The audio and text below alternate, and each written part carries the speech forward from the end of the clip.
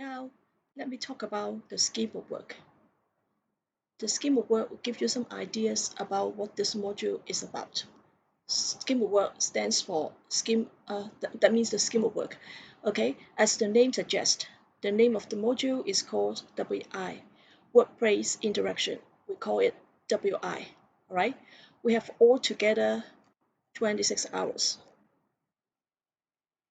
This is lesson 1, all right? I'll give you some introduction to workplace interaction, okay? Basically, as we do not have the study package, the textbook yet, I will briefly introduce to you there are different types of workplace interaction. Okay, basically we'll have meeting, we have telephone conversation. In the workplace, we have different kinds of interaction. Yeah, like the telephone conversation, and there are different types of nonverbal signals. For this particular module, the most important thing is to talk about meeting. We meet with people, and then we talk about how to handle suggestion, make offers, how to show your preference, and how to persuade others to accept your ideas. And most importantly, when you explain something, you have to give explanation, and you need to have a good argument. All right. So today, this is the introduction. We'll give you some general idea about this module, and then for lesson 2, we won't spend too much time on the telephone conversation, but to give you some ideas, we'll handle some basic phrases that will be used in the workplace. And then starting from the third lesson, we'll talk about the basic meeting skills. This is very important because for both your CA and EA, you need to demonstrate your abilities to hold meetings. All right. I'll talk about your CA, which is your assignment, your homework, right? In a few minutes. So in the coming few lessons, we'll talk about the basic meeting skills, and then coming up, we'll make suggestion. You should know how to make suggestion, all right? How to respond to the suggestions by using different phrases, expressions, all right? You need to know how to show your agreement and disagreement.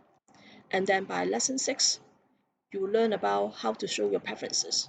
The word preferences means that you may tell people which one do you like better by using different types of sentence structures. All right, and then for lesson 8 and 9, you should learn the different skills, the different types of strategies for making persuasion. Persuasion means how to convince other people to accept your ideas. All right, you may start with making some emotional persuasion, and then we'll talk about the pros and cons of making an action. And you should know how to respond to persuasion. Okay, and then for unit 10, you will know how to make counter offers. What are counter offers?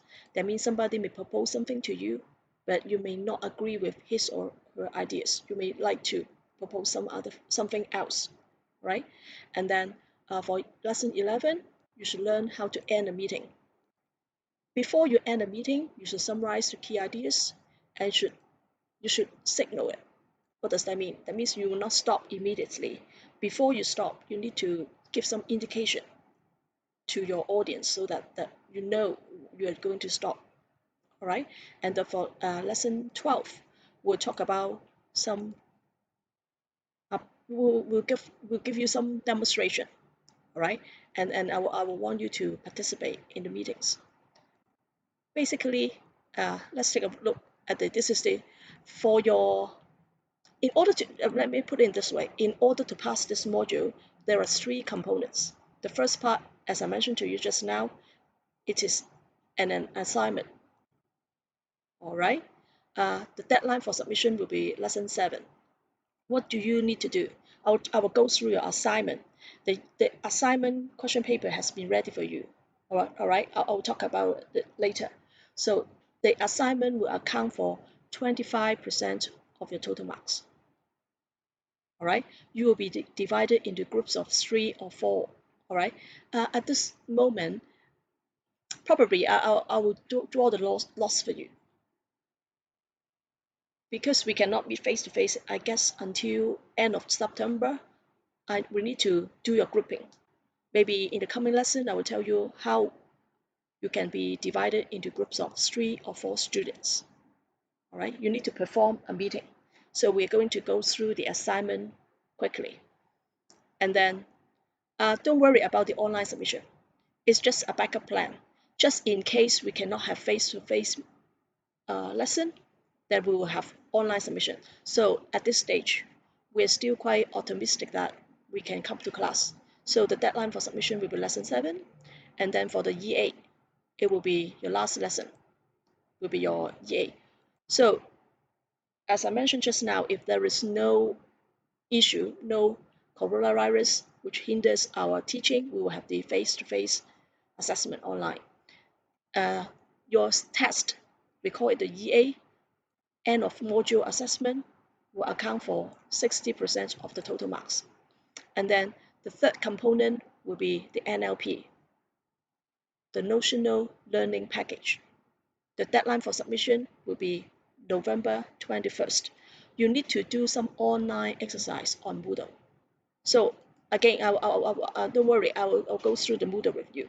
They will account for altogether 15%. So my advice to you, some students may not perform very well in this module. They may need to restudy. Okay, why? I think the most important thing is that you must do your Moodle. Don't think that 15% is not a lot to you, then you will skip it. I think I think the NLP is a very good platform for you to move up. I mean, in terms of your marks. All right, 15% can change your grading. Some students did not perform very well in your EA, for example, and they do not do your NLP. They end up repeating the module. So my advice to all of you, so you must do your NLP before the deadline. And also, you should finish it at least 1 week ahead of the deadline. You never know what will happen. There may be technical problem, the server may be down, there may be heavy workload, so you have to finish it. You should plan ahead your time properly, and you should spend more time to finish your assignment. The assignment is take home. That means you're given a lot of time to do it, but you have to practice with your teammates. For your teammates, I think you cannot do the grouping by yourself, but we can do it randomly. I will tell you in the next lesson. Any question? I think that's all about your scheme of work.